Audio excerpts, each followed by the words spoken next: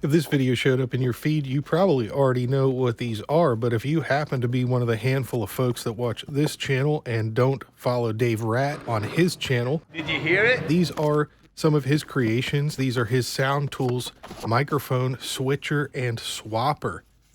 While these are called the mic switcher and swapper, it is important to mention that they both work just as well with line level sources.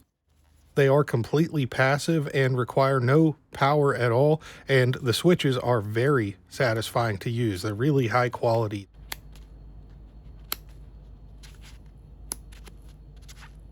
These are also machined to fit into a standard wireless microphone clip, so you can mount and position them somewhere easy to reach. And I also personally really appreciate that the tails on these are 5 feet long, so you won't have any issues patching into a doghouse on larger consoles.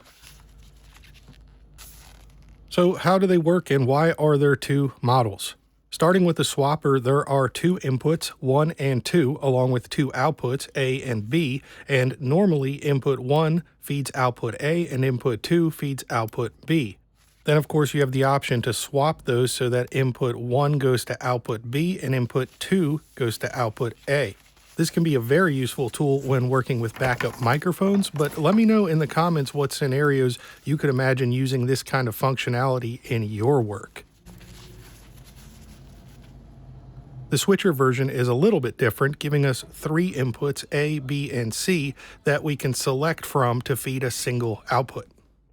Now, I've heard of people using these for all sorts of stuff, from auditioning microphones to using multiples of these to switch between front of house consoles for smaller festival setups. Let me know what you'd use them for while I set up a quick demo here so we can hear what they sound like when we're actually switching between sources. A big selling point for these is the high quality silent switching so that you're not sending huge transients through your system.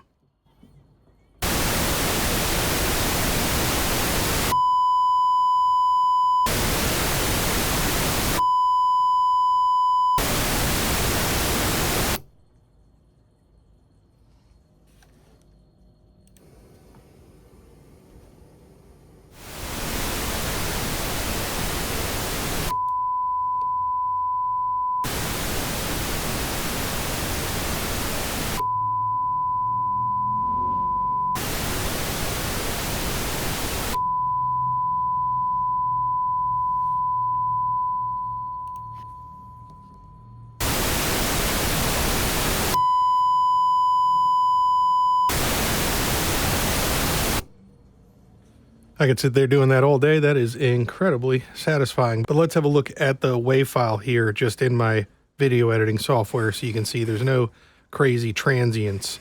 The switching is incredibly smooth.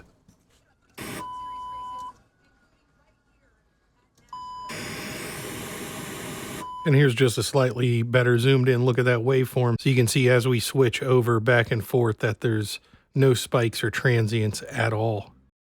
So that's pretty impressive stuff, and as I've said a few times now, the high quality components used to make this happen make for a very satisfying feel when you're actually switching between the positions.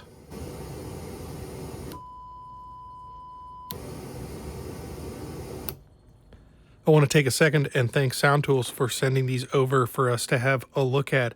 This is not a sponsored video, and I'll be sending these back to them as usual, but I personally am a huge fan of what they're doing, and I would like to say to all of the folks who have asked over the years why I recommend their products when sometimes there are cheaper alternatives, although not so much in this case as there are for like the audio over CAT products. But my answer is simply the warranty and the support that they offer.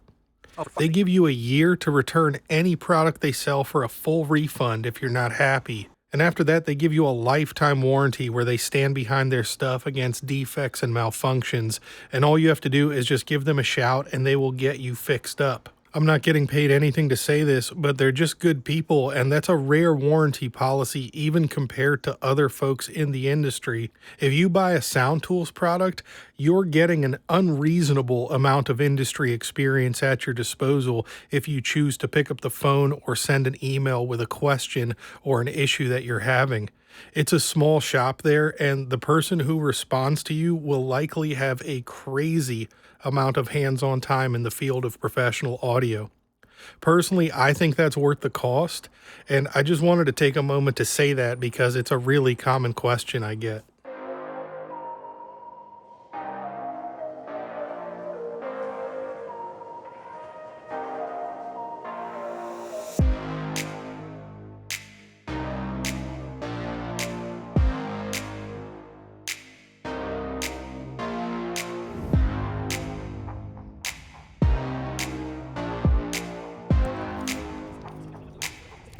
I'd love to know if you have any questions at all about either of these. I'm sure the folks at SoundTools will be paying attention and will answer those questions in the comments below.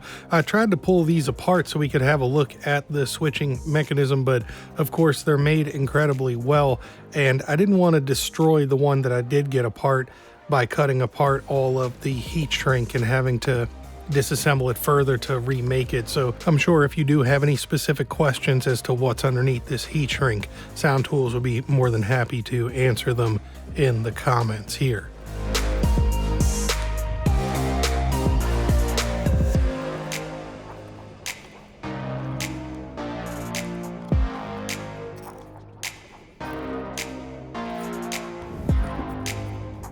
As always, it's an incredible privilege to have companies like SoundTools send products over so we can have a look at them together on the channel, and that's all thanks to you for watching and subscribing. We just passed 36,000 subscribers, which isn't that many in the bigger picture of YouTube channels, but for a small channel like this, it means the world that you bother to come back and have a look at what I'm putting out. So thanks so much for all the support, and I'll see you in the next one.